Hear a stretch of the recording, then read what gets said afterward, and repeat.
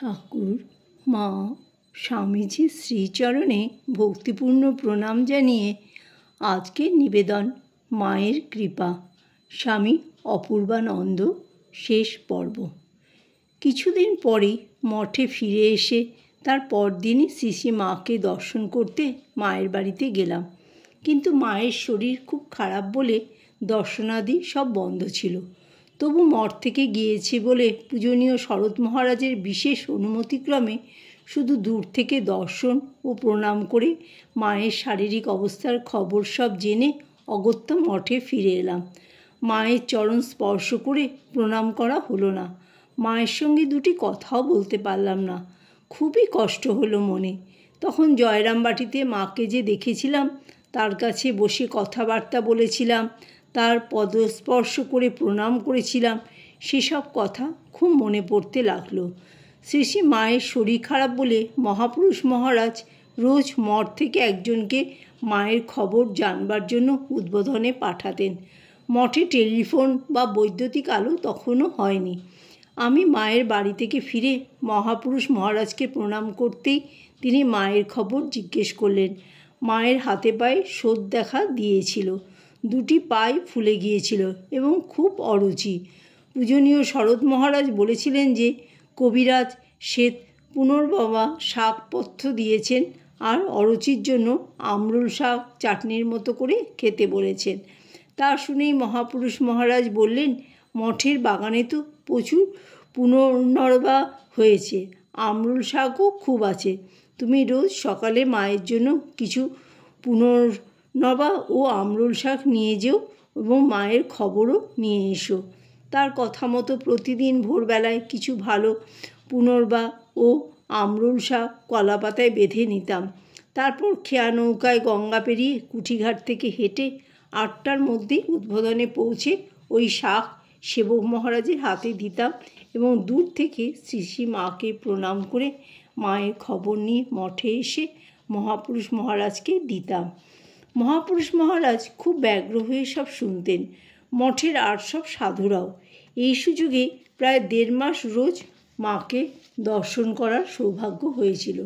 সবচাইতে আশ্চর্যের বিষয় এই যে ওই 1.5 মাস মাকে দূর থেকে প্রণাম করার সময় রোজই দেখেছি যে মা শীর্ণ শরীরে বারান্দার দরজার দিকে মুখ করে মেঝেতে শুয়ে আছেন এবং আমি যখন প্রণাম করতাম তিনি সতৃষ্ণ দৃষ্টিতে সস্নেহে আমাকে দেখতেন।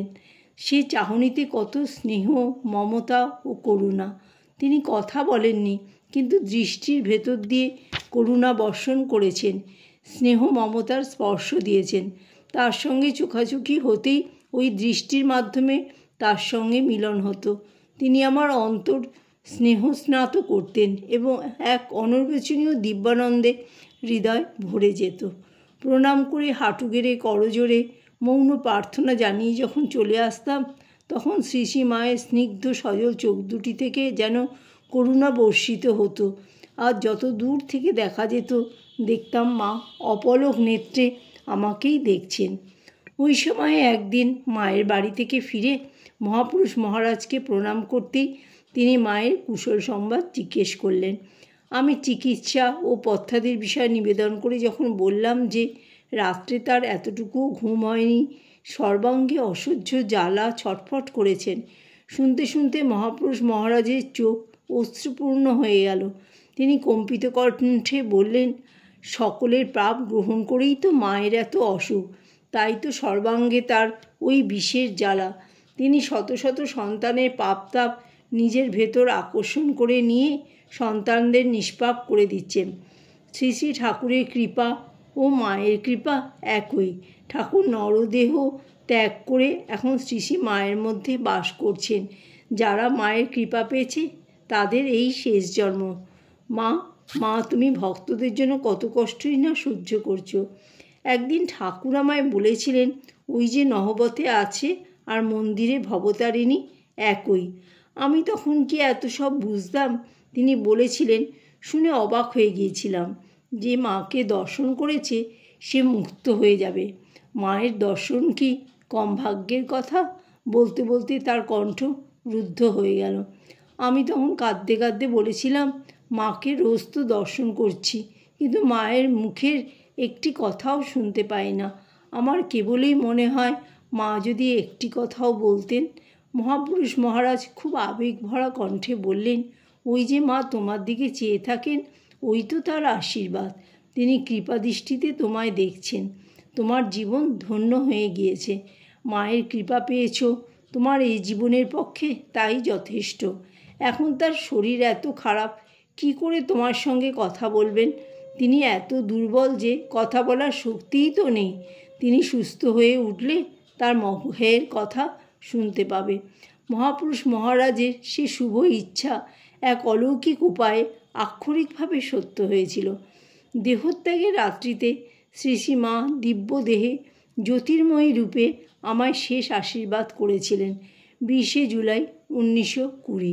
রোজ যেমন ঘুমাই, সেদিনও তেমনি ঘুমিয়ে পড়েছি। রাত প্রায় 1:30টার সময় অদ্ভুতভাবে মায়ের দর্শন পাই। অসাধারণ সেই দর্শন। মাকে জ্যোতির্ময়ী মূর্তিতে দেখতে পেলাম। তিনি সস্নেহে আমার দিকে চেয়ে আছেন। আমাকে মধুর স্বরে ডেকে বলছেন, বাবা, আমি যাচ্ছি। এই অদ্ভুত দর্শনের মর্ম কিছুই বুঝতে পারলাম না। বুঝলাম যখন মায়ের দেহ রক্ষার মর্মন্তুদ সংবাদটি পেলাম। মা উদ্বোধনে মর্ততনু ত্যাগ করেছেন প্রায় সেই সময় যখন আমি তার দর্শন পেয়েছিলাম। জয় ঠাকুর, জয় মা, জয় স্বামীজি।